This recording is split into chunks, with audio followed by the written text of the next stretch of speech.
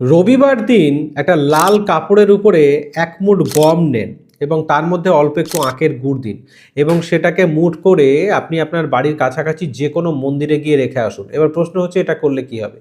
যদি এটা আপনি মাসের একটা রবিবারেও যদি করতে পারেন, মানে প্রত্যেক মাসের একটা রবিবারেও যদি আপনি করতে পারেন, তাহলে আপনার মান সম্মান বৃদ্ধি পাবে।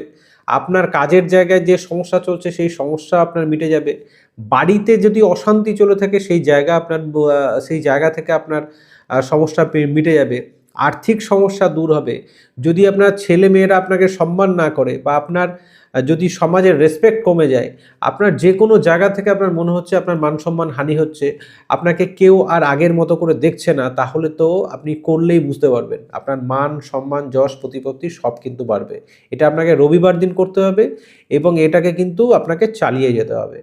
লিস্ট মাসের একটা করে রবিবার আপনি এটা করুন। ২০২৬ এমনিই কিন্তু রবির বছর। করে দেখুন, খুব ভালো ফল পাবেন।